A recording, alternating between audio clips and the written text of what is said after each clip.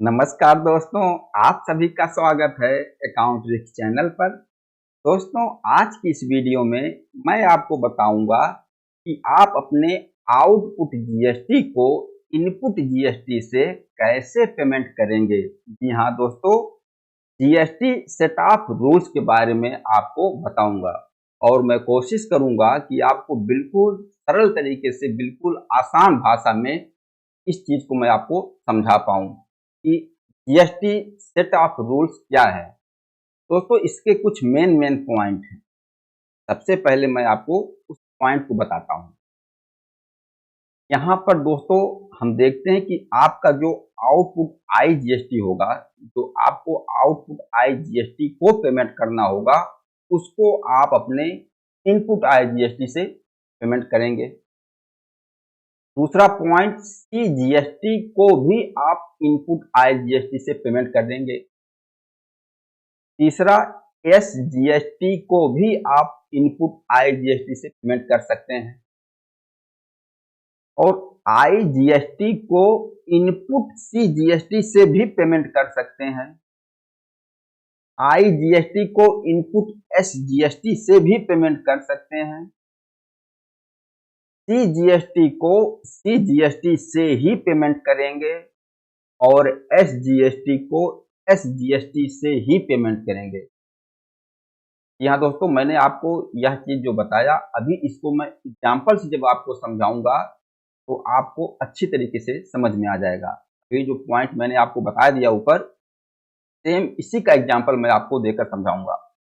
और इसका ध्यान रखना दोस्तों, इसमें सी जीएसटी को कभी भी एस जीएसटी से पेमेंट नहीं कर सकते और एस जीएसटी को कभी भी सी जीएसटी से पेमेंट नहीं कर सकते। यानी कि सेंट्रल टैक्स को स्टेट टैक्स से कभी नहीं पेमेंट करोगे या स्टेट टैक्स को सेंट्रल टैक्स से कभी नहीं पेमेंट कर सकते। यह चीज क्लियर है। सी को यस से कभी नहीं पेमेंट होगा और यस को सी से कभी नहीं पेमेंट।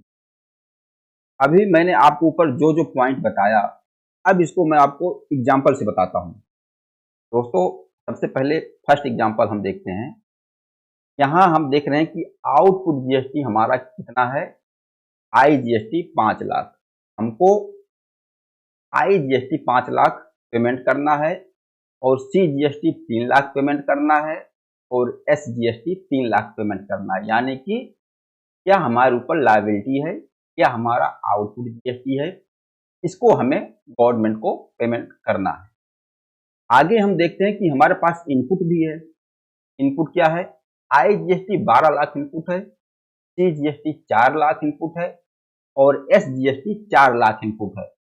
अब इसको हम सेटअप करेंगे, किस तरीके से कौन सा जीएसटी कहाँ यूज करेंगे। यहाँ चीज ध्यान से देखना दोस्तों। अब मैं आपको बता रहा हूँ किस तरीके से इसको पेमेंट करना है।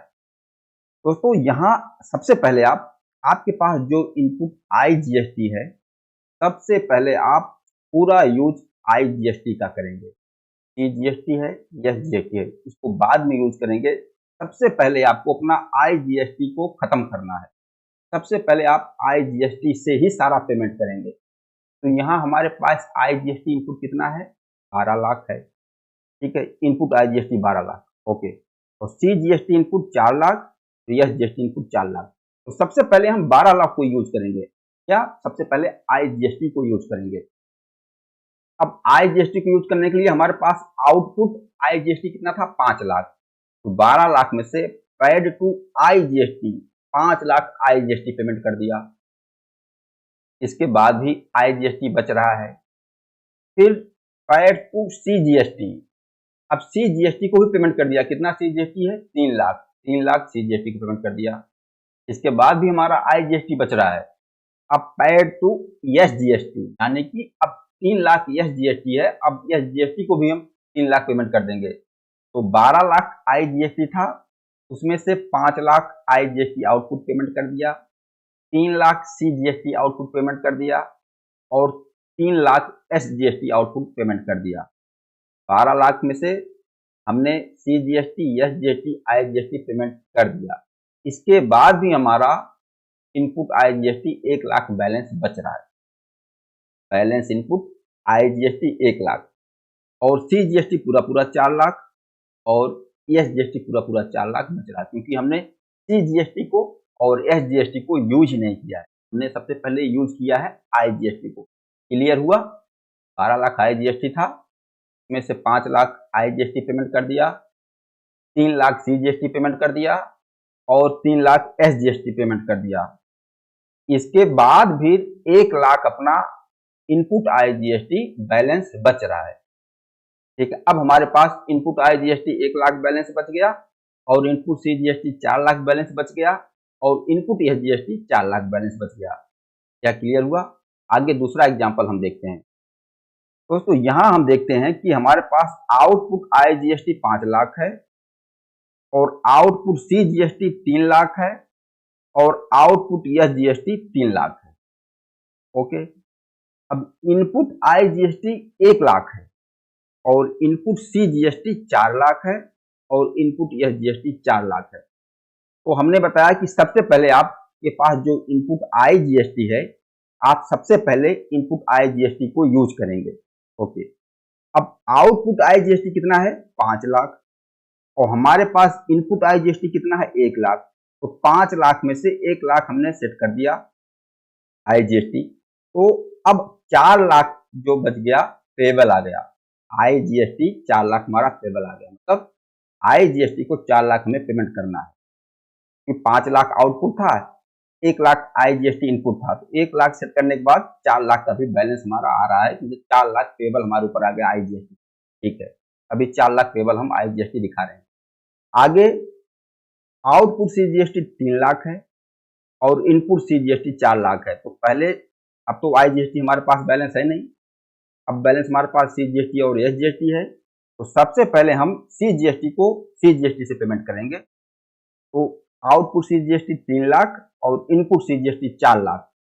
तो 4 लाख में से 3 लाख हमने पेमेंट कर दिया, 1 लाख हमारा CGST कैरी फॉरवर्ड हुआ, 1 लाख हमारा कैरी फॉरवर्ड हो रहा है CGST, 1 लाख CGST का बैलेंस बच रहा है।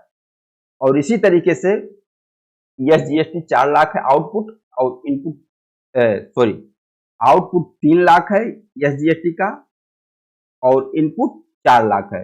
तो 4 लाख में से 3 लाख निकल गया आउटपुट, तो 1 लाख हमारा SGST कैरी फॉरवर्ड हो रहा है। यानी कि अब हमारे पास बैलेंस में CGST का बैलेंस 1 लाख और SGST का बैलेंस 1 लाख बच रहा है। ये तो कैरी फॉरवर्ड हुआ CGST SGST 1 लाख, लेकिन IGST 4 लाख पेबल है, 4 लाख IGST पेमेंट करना है। अब यहाँ देखिए, आप CGST को IGST से पेमेंट कर देंगे, यानी कि अब जो CGST 1 लाख है इसको पैर टू IGST को पेमेंट कर दो। तो 4 लाख में से IGST 4 लाख है, इसमें से हमने CGST 1 लाख है, 1 लाख पेमेंट कर दिया CGST से, और इसके बाद हमारे पास SGST भी 1 लाख बचा हुआ है। तो SGST से भी हम 1 लाख पेमेंट कर देंगे। तो टोटल IGST पेबल कितना था? 4 लाख। यहाँ CGST और SGST 1-1 लाख, मतलब 2 लाख हमने पेमेंट कर दिया IGST को। अब नेट पेबल IGST कितना बच गया? 2 लाख। यहाँ क्लियर हुआ? यहाँ आपने IGST बिल कर दिया, इसके बाद भी आपका IGST आउटपुट पेबल निकल रहा था, C को C से यूज किया और यस को यस से यूज किया, इसके बाद भी बैलेंस CGST और SGST बच रहा था। अब जो बैलेंस CGST और SGST बचा, आपने उसका पेमेंट IGST में कर दिया, इसके बाद भी आपका नेट पेबल IGST 2 लाख बच गया। यह क्लियर हुआ? दोस्तों इस तरीके से हम तीसरा एग्जांपल देखते हैं। अब यहाँ पर क्या है, आपके पास आउटपुट CGST 4 लाख है और आउटपुट SGST 4 लाख है। तो इनपुट CGST 3 लाख है और इनपुट SGST 5 लाख है। अब देखिए, यहाँ आउटपुट CGST 4 लाख और आपके पास इनपुट CGST कितना है? 3 लाख। तो 4 लाख में से 3 लाख इनपुट आपने सेट कर दिया, आपके पास CGST पेबल कितना आ गया? 1 लाख, क्योंकि आपको आउटपुट 4 लाख है, आपको 4 लाख पेमेंट करना है, लेकिन इनपुट आपके पास 3 लाख है, तो आपने 3 लाख सेट कर दिया, फिर भी 1 लाख आपको CGST पेबल निकल रहा है, आपको 1 लाख CGST पेमेंट करना है। अब यहाँ पर SGST आउटपुट 4 लाख है और इनपुट SGST 5 लाख है। तो आउटपुट 4 लाख है, इनपुट 5 लाख है, तो 5 लाख में से 4 लाख आपका आउटपुट था, 1 लाख आपका यहाँ कैरी फॉरवर्ड होगा, 1 लाख आपका एसजीएसटी बैलेंस बच रहा है। यहाँ क्या निकल कर आया, सीजीएसटी तो आपके ऊपर पेबल है 1 लाख, सीजीएसटी आपको पेमेंट करना है 1 लाख, और एसजीएसटी 1 लाख आपके पास बैलेंस बचा हुआ है। तो क्या आप 1 लाख बैलेंस बचा हुआ जो एसजीएसटी को सीजीएसटी से पेमेंट कर देंगे? नहीं, यही चीज ने बताया, सीजीएसटी को कभी एसजीएसटी से पेमेंट नहीं करेंगे और एसजीएसटी को कभी सीजीएसटी से पेमेंट नहीं करेंगे। आपके पास 1 लाख सीजीएसटी पेबल निकल रहा है, आप 1 लाख सीजीएसटी को आपको पेमेंट करना ही पड़ेगा। अब भले आपके पास एसजीएसटी 1 लाख बैलेंस है, आपका 1 लाख एसजीएसटी बैलेंस ही रहेगा। दोस्तों, सेटअप करने का रूल यही था, जो कि मैंने आपको एक एक पॉइंट एग्जाम्पल से समझाया। मैं उम्मीद करता हूं दोस्तों आप इसको समझ गए होंगे। मेन जो पॉइंट मैंने ऊपर ये लिख रखा है, सेम इसी का एग्जाम्पल मैंने आपको समझा दिया। और नीचे जो मैंने बताया, सीजीएसटी को एसजीएसटी से नहीं पेमेंट कर सकते या एसजीएसटी को सीजीएसटी से नहीं पेमेंट कर सकते, तो थर्ड एग्जाम्पल था, इससे यह चीज क्लियर हो रहा है। दोस्तों, इस वीडियो के बारे में आप कमेंट करके बताना कि आपको यह वीडियो कैसा लगा, और अगर कुछ डाउट भी होंगे तो आप कमेंट करके पूछ सकते हैं, मैं आपको उसका जवाब दूंगा। दोस्तों, इस वीडियो में इतना ही। नमस्कार, धन्यवाद।